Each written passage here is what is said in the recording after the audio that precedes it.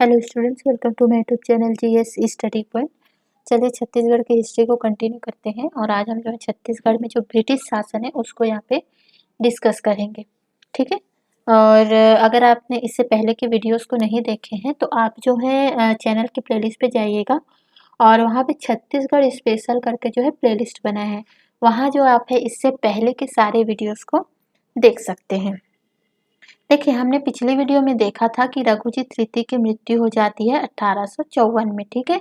और जब 1854 में उनकी मृत्यु होती है तो उस टाइम जो भारत के गवर्नर जनरल होते हैं लॉर्ड डलहौजी, उनके द्वारा जो है एक हड़प नीति जो है अपनाई जाती है। तो रघुजी तृतीय का कोई भी पुत्र नहीं होता, तो 1854 में लॉर्ड डलहौजी जो है अपनी हड़प नीति के तहत जो है नागपुर राज्य को जो है ब्रिटिश साम्राज्य में शामिल कर लेते हैं। और उस टाइम जो है छत्तीसगढ़ जो है नागपुर राज्य का ही जो है हिस्सा होता है। ठीक है। और इस टाइम जो है नागपुर के जो कमिश्नर होते हैं वो कौन होते हैं? मिस्टर मेंसल, याद रखिएगा। और देखिए जो इससे पहले जब रघुजी तृतीय के टाइम पे जो है जिलेदार द्वारा जो है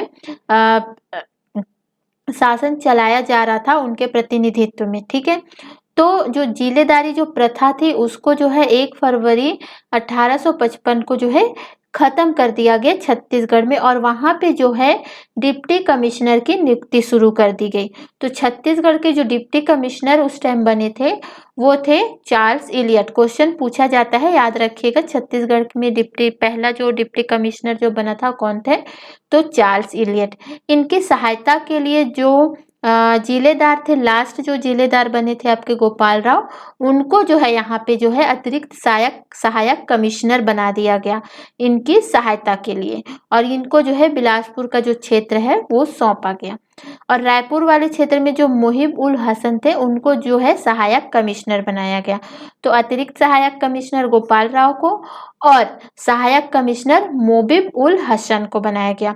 इसके साथ ही साथ जब ब्रिटिश शासन के अंतर्गत जो है छत्तीसगढ़ राज्य आ गया तो यहाँ पे जो है फिर तहसीलदारी जो व्यवस्था शुरू कर दी गई। ठीक है। तो तहसीलदारी व्यवस्था के अंतर्गत जो तहसीलों का जो है गठन किया गया और 1856 में जो है 3 तहसील बनाए गए। कौन कौन से? रायपुर, धमतरी और रतनपुर। फिर आगे चल के 1 फरवरी 1857 में जो है इन तहसीलों की जो है संख्या बढ़ा दी गई और 2 और नए तहसील जोड़ दिए गए, धमधा और नवागढ़। आगे चल के जो है धमधा के स्थान पे जो है दुर्ग को जो है तहसील बनाया गया। क्वेश्चन पूछा जाता है तो बिल्कुल टू द पॉइंट आपको याद रखना है, ज्यादा चीजें आपको पढ़ने की जरूरत नहीं है। ठीक है। इसके आगे जो है पुलिस व्यवस्था भी शुरू की गई और 1856 में ही 4 पुलिस विभाग बनाए गए थे छत्तीसगढ़ में। पहले रायपुर को बनाया गया था, फिर रायपुर तहसील क्षेत्र को बनाया गया था। धमतरी और रतनपुर जो जिस तहसीलदारी क्षेत्र के अंतर्गत आते थे उनको जो है पुलिस विभाग बनाया गया वहां पर। ठीक है। आगे चलते हैं, मध्य प्रांत का गठन किया गया। मध्य प्रांत का गठन जो है 2 नवंबर 1861 को किया गया। तो जब मध्य प्रांत का गठन किया गया तो उसमें जिले भी जो है बनाए गए थे। तो इसमें जो है 3 जिलों को आपको याद रखना है। 1861 में इस मध्य प्रांत के साथ जो है 3 जिले भी बने थे, रायपुर, बिलासपुर और संबलपुर। आगे चल के 1862 में जो है इन तीनों जिलों को मिला के जो है संभाग बना दिया गया और उसको नाम दिया गया छत्तीसगढ़ संभाग। मध्य प्रांत के बहुत से जिलों को मिला के 5 संभागों का गठन किया गया था, जिनमें मेन जो 3 जिले थे उनको मिला के जो है छत्तीसगढ़ संभाग बनाया गया था 1862 में। ठीक है। क्वेश्चन पूछा जाता है कि छत्तीसगढ़ संभाग कब बना था? तो 1862 में। और जिला जब बनना शुरू हुआ था 1861 में जो है 3 जिले बने थे, क्योंकि जिले पहले बनेंगे फिर संभाग बनेगा ना, क्योंकि जिलों को मिला के ही संभाग बनाया जाता है। तो थोड़ा सा जो है यहाँ पे आपको कॉमन सेंस भी लगाना होगा। ठीक है। जब छत्तीसगढ़ को संभाग बनाया गया तो इस टाइम जो मुख्यालय या कमिश्नरी जो थी वो कौन सी जगह थे? तो रायपुर को बनाया गया, मतलब संभाग छत्तीसगढ़ को बनाया गया, उसका मुख्यालय जो है रायपुर को बनाया गया। इसी टाइम पे 1862 में जीई रोड जो NH 6 जो थे नागपुर संबलपुर का निर्माण किया गया। ठीक है। नेशनल हाईवे 6 नागपुर संबलपुर का निर्माण किया गया था। और 1858 में पुलिस मैनुअल लागू किया गया। और जो नागपुरिया रुपया चल रहा था उसको जो है 1855 में जो है बंद कर दिया गया था। इसको आपको याद रखना है। ठीक है। आगे 1861 में ही क्या हुआ था कि जो जमींदारी को जो है जमींदारी व्यवस्था चल रही थी उनको जो है रियासत में बदल दिया गया। और इस तरह जो है कितने रियासत बने थे, तो बस छत्तीसगढ़ में तो बस्तर, कांकेर, राजनांदगांव, खैरागढ़, छुई खदान, कवर्धा, रायगढ़, शक्ति और सारंगढ़, ये जो है आपके रियासत में बदल दिया गया था जमींदारी को। ठीक है।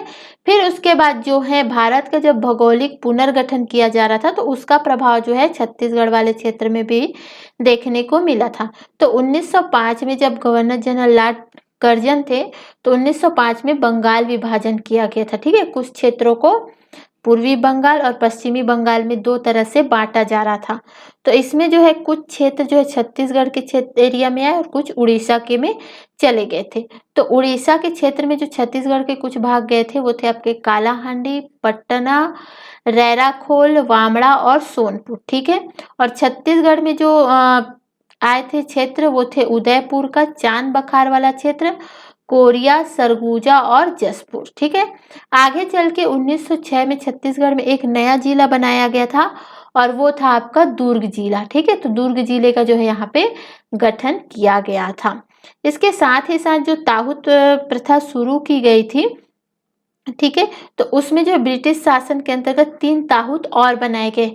कौन कौन से, देखो पहले जो था उस टाइम लोरमी और तरेंगा ताहूत थे। ठीक है। लोरमी और तरेंगा जो है ताहूत बनाए गए थे, हमने पिछले वीडियो में देखा था।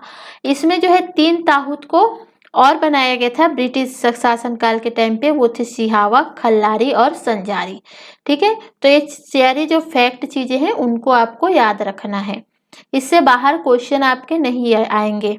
ठीक है। अब फिर तहसीलदारी प्रथा शुरू की गई थी, तो तहसील बनाए गए थे। तो तहसीलों की के लिए जो मुखिया बनाया गया था उसके लिए नियुक्ति की गई थी, वो थी तहसीलदार की। ठीक है।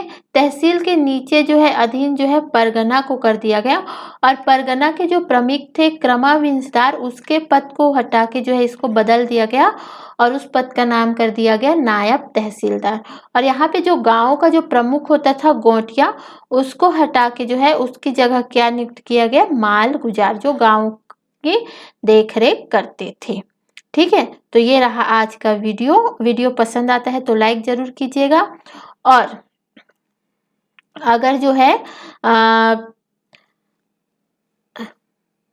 अगर कोई कमी नज़र आती है तो उसको जो है कमेंट बॉक्स में कमेंट करके ज़रूर बताइए ताकि उसको जो है नेक्स्ट वीडियो में सुधारा जा सके। तो थैंक यू फॉर वॉचिंग।